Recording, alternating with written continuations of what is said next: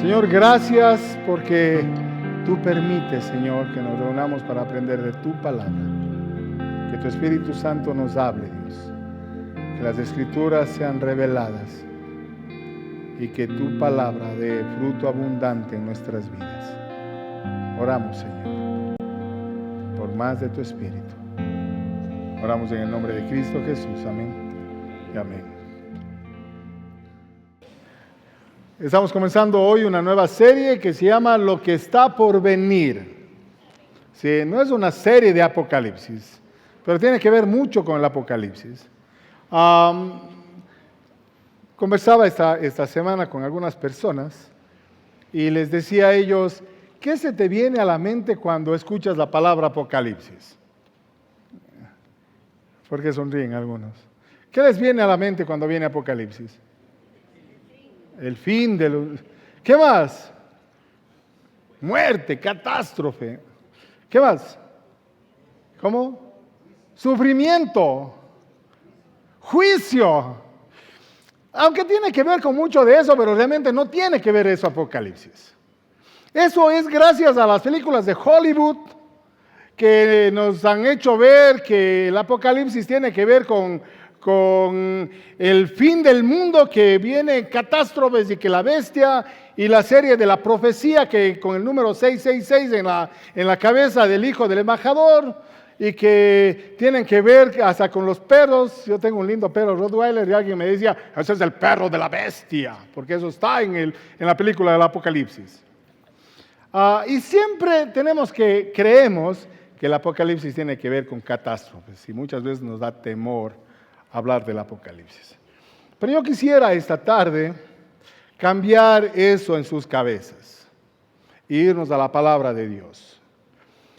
Usted puede ver en Daniel, si puede anotar, Daniel 7:13, Apocalipsis 1:7, Apocalipsis 22:20. Hay una palabra en común en esto, que tiene que ver con algo que dice el que viene.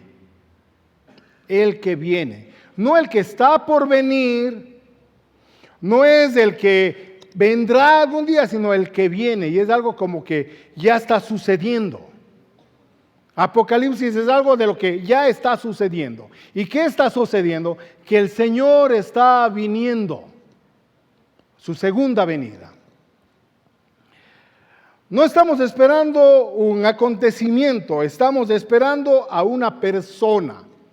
A veces cuando hablamos de Apocalipsis pensamos en eventos particulares, catástrofes, la bestia, el anticristo. Realmente el Apocalipsis tiene que ver con la venida de una persona, de Jesucristo glorificado. Hay algunos datos que revisaba esta semana y yo quisiera compartirles para que vean la importancia de lo que estoy hablando. 9 veces en el libro de Apocalipsis se habla de Jesucristo que viene. 7 veces Jesús mismo dice que Él es el que viene. Dice que Él ya está viniendo. Es como que deberíamos de estar en la expectativa de que Él ya está viniendo. No es que partió, que va a partir y venir. No, Él ya está viniendo. ¿Por qué no ha llegado todavía? Porque Él tiene paciencia con aquellas personas que todavía no han entregado su vida a Dios. Escuche estos datos. Las profecías venideras toman 1/5 de las Escrituras. O sea, 1/5 de toda la palabra de Dios habla de la venida de Jesucristo. 1/3 de este 1/5, 1/3 habla de la segunda venida de Jesús. Algunos calculan que 660 profecías hay en la Biblia, y de esas 660 profecías, 333 hablan acerca de Jesucristo. De las 333 profecías de Jesucristo, solamente 109 profecías hablan de la primera venida de Jesucristo. Eso quiere decir que más que el doble, o sea, 224 profecías, hablan de la segunda venida de Jesucristo. Entonces la Biblia tiene mucho que decir acerca de ¿qué? De la segunda venida de Jesucristo. 46 profetas del Antiguo Testamento, únicamente 10 profetas hablan de la primera venida de Jesucristo. O sea, de 46 profetas, 10 se encargaron de hablar de la primera venida de Jesucristo. 36 profetas hablan de la segunda venida de Jesucristo. 1500 pasajes del Antiguo Testamento hablan de la segunda venida de Jesucristo. Uno de cada 25 versículos del Nuevo Testamento hablan de la segunda venida de Jesucristo. Por cada vez que se habla de la redención, 2 veces se habla de la segunda venida de Cristo. Cada vez que se habla de la primera venida de Jesucristo, 8 veces se habla de la segunda venida de Él. ¿Qué estoy queriendo poner como argumento? Que un tema muy importante para la iglesia, para usted y para mí, es entender que Jesús vendrá por segunda vez. A veces hablamos de la gracia, de la salvación, y está bien, esa es la gran comisión que nosotros tenemos. Tenemos que hablar de la salvación, tenemos que hablar de la gracia, tenemos que hablar del perdón de los pecados, tenemos que hablar del arrepentimiento de los pecados, tenemos que hablar de la cruz de Cristo, pero ¿sabe qué? Uno de los temas que a veces dejamos de un lado es la segunda venida de Jesucristo. ¿Y sabe por qué? Porque relacionamos Apocalipsis con catástrofe, con lluvia de fuego. Por eso pedí hace un rato que quiten la foto donde estaba cayendo lluvia de fuego. Porque parece que eso fuera Apocalipsis. Gracias a Hollywood, ahora tenemos esa idea. Y yo quisiera quitar el día de hoy, de ser posible, esa imagen de su cerebro. Apocalipsis tiene que ver con la gloriosa venida de nuestro Señor y Salvador, Jesucristo, que Él viene por segunda vez. Amén. Por eso Apocalipsis es revelación. No es un libro para confundir a la iglesia, sino para revelar aquello que Dios quiere que la iglesia conozca. Acompáñenme, por favor, a Apocalipsis 1 y comencemos desde el primer versículo. La revelación de Jesucristo que Dios le dio para manifestar a sus siervos las cosas que deben suceder pronto. Y la declaró enviándola por medio de su ángel a su siervo Juan. Aquí vemos algo. ¿Quién dio la revelación? ¿Quién? ¿Quién mandó la revelación? Dios Padre. Dios Padre, así usted ve aquí la cadena. Dios Padre está dando la revelación. ¿Qué revelación? A Jesucristo. Le da Dios Padre el mensaje, le da a su ángel, ¿para qué? Para que Jesucristo sea revelado. ¿Y a quién le da? Al apóstol Juan. Muchas veces, yo he visto, y en estas semanas que estaba revisando un poco del tema de Apocalipsis, veía cómo gente trata y ha discutido durante la historia cuándo fue escrito. Fue en el año 90, fue antes del 70, algunos quieren ver que Apocalipsis ya se cumplió de pronto cuando hubo el año 70, cuando se destruyó el templo, otros dicen no, que fue en el tiempo cuando Hitler estuvo con los campos de concentración, y tratan de poner en el tiempo, porque quieren relacionar Apocalipsis y leer Apocalipsis como si se tratara de un tiempo cronológico. Y hay discusiones que dicen, sí, tenemos que ver de acuerdo al tiempo, que las profecías ya se han cumplido, que algunas no se han cumplido, pero no se desenfocan de algo importante. Apocalipsis es el mensaje que Dios Padre nos está dando para revelar a su Hijo. Y eso nos debe dar alegría, nos debe dar gozo, debemos de estar expectantes. El Padre revela al Hijo, dando el mensaje a un ángel para ser entregado a Juan. Verso 2, que ha dado testimonio de la palabra de Dios y del testimonio de Jesucristo y de todas las cosas que ha visto. Está hablando de Juan, ¿no? Bienaventurado, ese es el único libro que usted va a encontrar esto de aquí.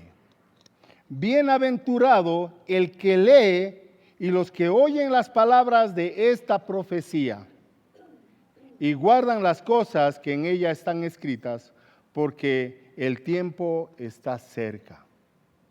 Usted no escucha eso en Romanos, no escucha en los Evangelios, usted eso no escucha en las cartas paulinas, no escucha en los libros del Antiguo Testamento, solamente en Apocalipsis, que le dice que hay una bendición a los que leen o a los que escuchan las profecías de este libro.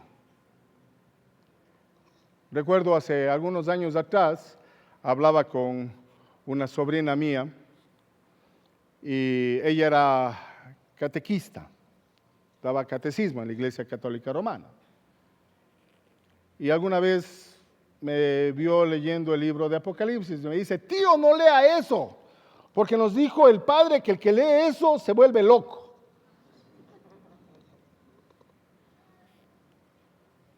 Y es como que hay un temor de leer Apocalipsis. Mucha gente huye de leer ese libro. Claro, porque hay cosas que no entendemos. Pero ahí es donde sabemos que necesitamos del Espíritu Santo que llene nuestra vida para que podamos tener una claridad. El mismo Espíritu que levantó a Jesucristo de entre los muertos está en usted y está en mí. Y cuando leemos la Biblia debemos leer sabiendo que Él es el que nos da el entendimiento para comprender su palabra. Amén. Y me gustó esto que leí aquí cuando lo vi por primera vez, hace muchos años atrás. Bienaventurado el que lee y los que oyen las palabras de esta profecía y guardan las cosas que en ella están escritas, porque el tiempo está cerca. Aquí le crea una expectativa, le debe crear una expectativa. A veces queremos las señales, a veces queremos las señales de los finales de los tiempos, a veces queremos cosas para ir poniendo en el calendario y decir, no, ahora sí ya está más cerca. Hemos escuchado en los últimos meses, tal vez, viendo tanta depravación que hay en el mundo, que la gente dice, parece que esta vez sí ya está cerca. Pero lo mismo dijeron los judíos cuando estaban en los campos de concentración. Y lo mismo dijeron en el tiempo de las guerras, de las guerras medievales. E igual decían en diferentes épocas, ahora sí ya está cerca. Y sabe yo lo que creo, que sí está cerca. Y no veo la cercanía de la venida de nuestro Señor Jesucristo por segunda vez como un tiempo para yo atemorizarme, sino un tiempo que me debe traer gozo. Un tiempo para yo estar expectante de poderle ver a Él. Apocalipsis es eso, la revelación de Él. Jesucristo está siendo revelado. Es el punto central de este libro, Jesucristo. No es la revelación de la bestia, no es la revelación del anticristo, no es la revelación de las catástrofes, es la revelación de Jesucristo. Y así usted tiene que ver este libro. Y usted cuando abra el libro de Apocalipsis para leer, usted debe tener la expectativa de poder ver la gloria de Jesucristo manifestándose. Muchos, como yo le decía, leen Apocalipsis buscando fechas. Dios nos dio Apocalipsis para que le veamos a Jesucristo. Los evangelios revelan a Cristo en su humillación. Cuando usted ve Mateo, Marcos, Lucas, Juan, ve a Jesucristo en su humillación, porque Él vino como siervo para ser humillado, para servirle a usted y a mí en la cruz. Porque ese era el camino para que usted y yo podamos ser reconciliados con Dios Padre y ser llamados hijos de Dios. Porque si usted se ha arrepentido de sus pecados y ha visto la cruz de Cristo como un castigo que usted tenía que merecer, pero que Cristo hizo eso para que usted pueda tener vida y vida en abundancia a través del perdón de los pecados, usted le ve a ese siervo sufriente que está en Isaías 53. Pero cuando vemos Apocalipsis, vemos al Cristo en su exaltación. Es el cumplimiento de la historia. Porque la historia comienza con la caída, pero la historia termina con la glorificación de Jesucristo. La esperanza cristiana no está en escapar de la historia, sino en la aparición triunfal de Jesucristo. A veces queremos que ya este mundo se acabe, que ya nos cansamos de sufrir. Ojalá Cristo ya venga pronto y vemos como que ya es para escapar nosotros del dolor. Nosotros tenemos que anhelar que Cristo venga por segunda vez ya. ¿Para qué? No para nosotros escapar del dolor, sino para poder ver la gloria de Jesucristo. Ese debe ser nuestro anhelo. La bendición que hay en leer, en escuchar y en guardar su palabra. Y ese debe ser. Siempre les he dicho esto, las veces que he tenido la oportunidad de poder predicar sobre estos temas, les he dicho, hay que escuchar, que hay que leer la palabra, hay que escuchar con detenimiento la palabra, pero hay que guardarla. Y ¿sabe qué? Una de las cosas que nos ayudan a guardar la palabra es ponerla en práctica. Hablábamos con Bob el día de ayer, decíamos, qué importante es poner la palabra de Dios en práctica lo más pronto posible de lo que escuchamos. Porque a medida de que nosotros escuchamos y no lo ponemos en práctica, ¿sabe qué es lo que pasa? Nos olvidamos. Nos muestran los estudios que si nosotros no ponemos en práctica en las próximas 24 horas, el 70% de lo que vimos se pierde. Y a medida que pasa el tiempo sin ponerlo en práctica, se va perdiendo lo que escuchamos. Entonces muchas veces escuchamos la palabra de Dios, muchas veces estamos animados cuando escuchamos la palabra de Dios, estamos gozosos porque escuchamos la palabra de Dios, pero no la ponemos en práctica y se va desvaneciendo. Usted debe comenzar a poner en práctica, y no solamente lo que hoy estamos hablando, sino siempre. Usted escucha la palabra de Dios, guarda la palabra de Dios y la forma de guardar es ponerlo en práctica. La próxima vez que usted hable de Apocalipsis, hable de que no es de catástrofe. Hable que es esperar expectante la gloria de Jesucristo. La profecía nunca fue dada para satisfacer la curiosidad humana, sino para producir santidad. Y aquí yo voy a ir un poco más allá, ya yéndonos a la parte práctica. Cuando usted ve en el verso 4, dice, Juan, a las 7 iglesias que están en Asia, gracia y paz a vosotros, los que hay y que era y que ha de venir, y de los 7 espíritus que están delante de su trono. 7. Cuando habla de 7 espíritus, no está hablando de diferentes, habla de la plenitud. Ahí está el total.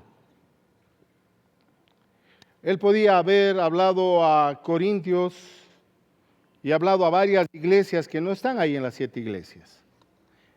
Y es porque Dios no tenía ningún mensaje para las otras iglesias, solamente para estas iglesias que están en Asia y no. Lo que está diciendo aquí con las 7 iglesias es una muestra de lo que Dios estaba dando, pero cuando hablamos de 7 iglesias, estamos hablando que es una iglesia, es un mensaje para todos nosotros. Por eso es 7. 7 es un número de plenitud. Entonces es un mensaje que es para nosotros. Si usted, y no vamos a tener el tiempo y no vamos a enfocarnos en esta serie acerca del mensaje que hay a cada una de las iglesias, pero yo le animo a usted que se tome el tiempo, sabiendo de que es bendecido si usted lee este libro y escucha las profecías de este libro y guarda las cosas que escuche y que lea en este libro, sabiendo esa bendición que hay. Yo le quiero animar a que usted vaya a su casa y lea cada uno de los mensajes a las iglesias, porque sabe que va a haber una gran bendición para usted.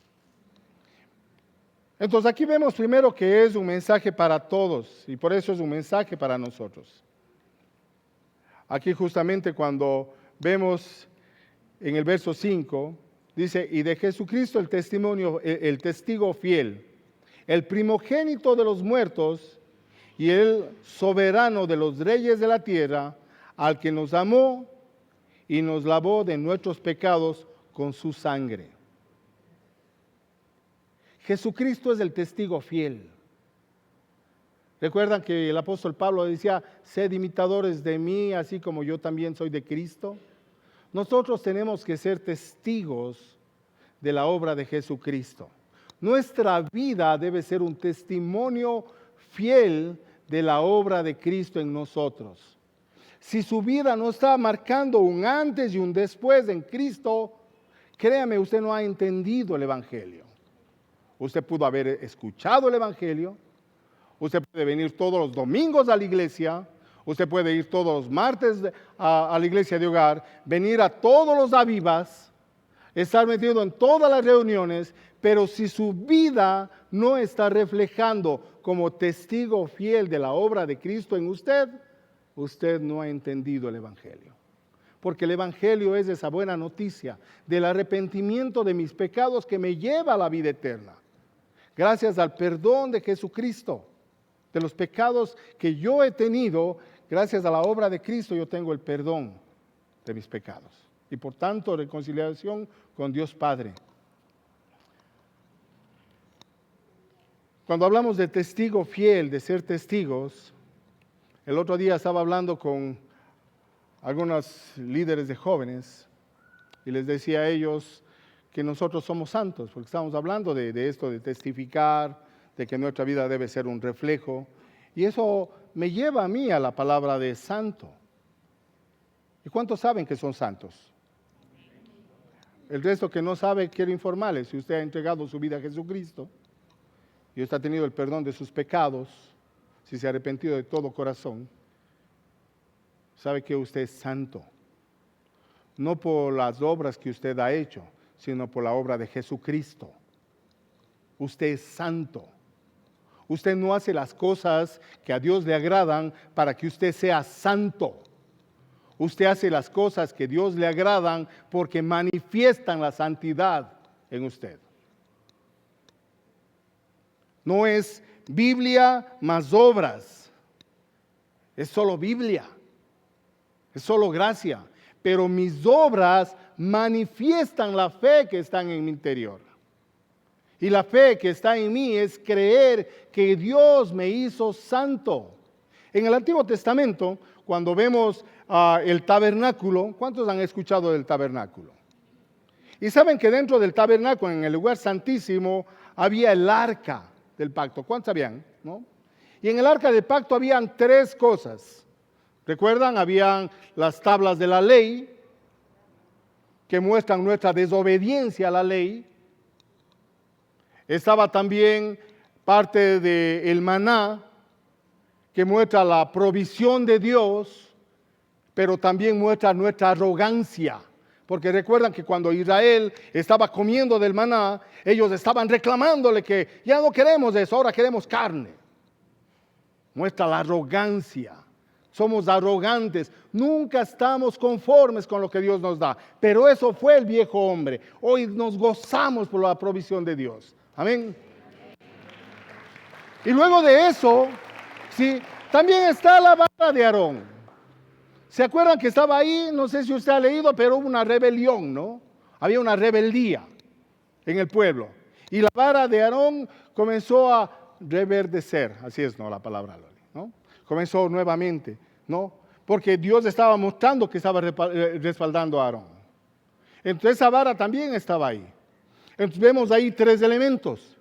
Vemos la desobediencia, vemos también la arrogancia y vemos la rebeldía. Eso tiene que ver con nuestro corazón, nuestro pecado. El sacerdote tenía que hacer el sacrificio, coger la sangre del cordero y poner sobre el arca para que Dios Padre ya no vea el pecado, sino vea ahora la sangre del cordero. Y sean perdonados por un año más el pueblo. ¿Sabe qué es lo que pasa en nosotros ahora? El pecado, la rebeldía, la arrogancia, la desobediencia Ahora Jesucristo, la sangre de Jesucristo. Por eso dice aquí, por su sangre, Él nos ha lavado de los pecados. Su sangre ahora está sobre nosotros.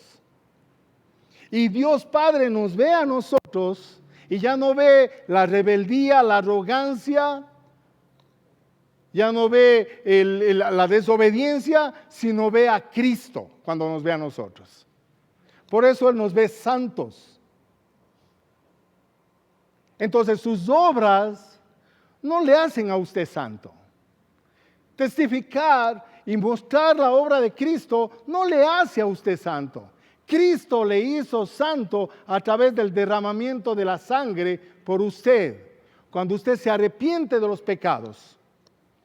Cuando usted dice, Señor, yo tenía que estar ahí, yo te puse en la cruz, porque mis pecados te pusieron allí. Perdóname. Él le perdona. Y la sangre de Cristo le cubre. Y Dios Padre le ve ahora a usted, pero ve primero a Cristo, la sangre de Él ahí. Y le ve a usted como santo. Y en mí debe haber una gratitud enorme, que lo que yo quiero hacer debe darle la gloria a Dios y manifestar a Él. Tus obras están manifestando la obra de Cristo en ti.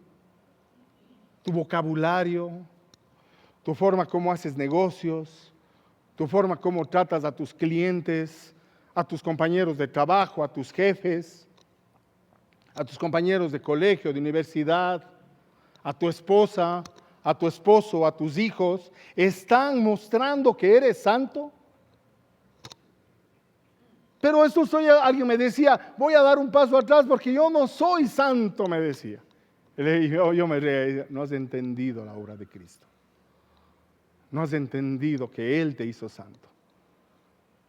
Que nosotros sí nos equivocamos, vivimos en un tiempo de santificación. Y ese tiempo de santificación es un tiempo donde luchamos por mostrar la obra de Cristo en mi vida. Porque dice la palabra de Dios que seguimos siendo tentados por nuestros propios deseos. Todavía estoy luchando contra la carne. ¿Recuerdan lo que les compartía, lo que dijo a Lutero cuando se bautizó? Dice, yo pensé que bautizándome el viejo hombre iba a morir, pero el desgraciado ha sabido nadar. Y ahora me toca luchar contra él todos los días. Pero tengo que estar dispuesto a luchar. Él ha perdonado nuestros pecados con el derramamiento de su sangre. Que nuestra vida sea un reflejo de corazones agradecidos por la obra de Jesucristo. Y nos hizo reyes y sacerdotes. Amén.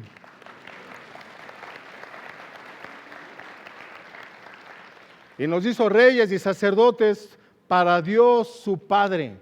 Esa es la obra de Cristo. Tú y yo tenemos una nueva identidad. Somos reyes y sacerdotes, tenemos un oficio, reconciliar a la gente con Dios, mostrándoles el Evangelio, mostrándoles la buena obra. A Él sea la gloria e imperio por los siglos de los siglos. Amén. La segunda venida luego lo dice Él de una forma tan maravillosa, dice, he aquí el verso 7, he aquí que viene con las nubes y todo ojo lo verá. Los que le traspasaron y todos los linajes de la tierra harán lamentación por él. Y luego dice él, sí, amén. ¿Sabe qué?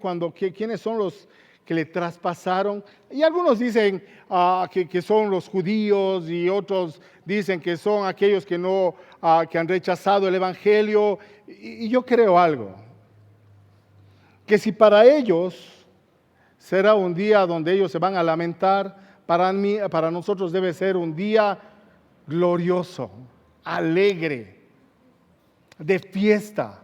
Yo no sé cómo va a ser. Hablaba con eso con mi hijo y decía, papi, ¿cómo crees que va a ser? Decía, no tengo idea.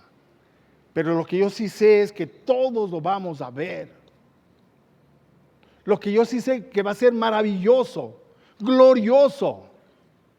Y yo no sé si va a ser a través de las redes, yo no sé cómo va a ser. Pero yo sé que todo se va a resplandecer porque la gloria de Dios será manifestada. Y debemos nosotros anhelar ese día. Él dice, yo soy el alfa y la omega, principio y fin, dice el Señor. El que es y que era y que ha de venir, el Todopoderoso.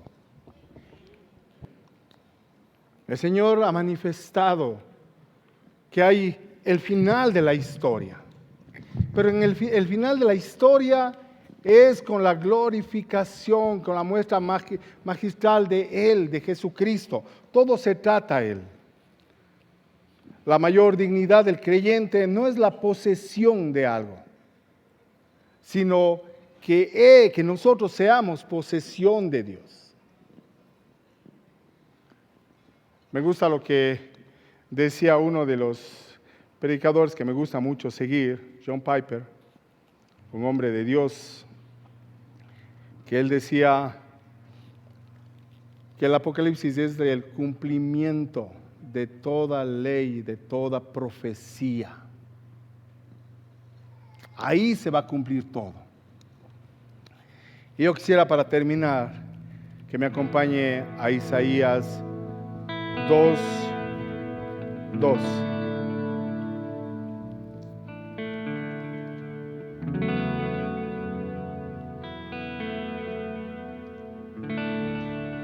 En los últimos días, el monte de la casa del Señor será el más alto de todos, el lugar más importante de la tierra. Se levantará por encima de las demás colinas, y gente del mundo entero vendrá allí para adorar. Anhelamos ese tiempo. La Biblia comienza con Dios creando los cielos y la tierra, pero la Biblia termina con Cristo reinando sobre los cielos nuevos y la tierra nueva. La Biblia comienza con el hombre expulsado del paraíso. La Biblia termina con los redimidos entrando en la nueva Jerusalén. La Biblia comienza con una promesa y Apocalipsis termina con un rey. Por eso, hermanos, yo quiero pedirles que estemos expectantes por lo que está por venir. Porque Cristo está viniendo. La paciencia de Él todavía está ahí. Por eso es que todavía no ha llegado. Pero como cristianos nosotros tenemos que estar expectantes. Puede ser mañana, puede ser más tarde, puede ser el próximo año, puede ser los próximos meses, como ladrón en la noche, dice Él. Y eso solamente pone en nuestro corazón la necesidad de estar expectantes, pero también comprometidos con mostrar en nuestra vida quiénes somos. Santos, no por mi obra, sino por la obra de Cristo en la cruz. ¿Qué les parece si nos ponemos de pie? Alabamos a Dios, porque como dice en Isaías, se levantarán por encima de las demás colinas y gente de todo el mundo entero vendrán allí para adorar. Levanta tus manos y dile: Señor, aquí estoy para adorar. Señor, aquí estoy para glorificar tu nombre. Santo eres tú, Señor. Tú eres exaltado. Te exaltamos, Dios, en espíritu y verdad. Tú eres santo. Tú eres digno. Te exaltamos, Dios, en espíritu y verdad. Tú eres santo.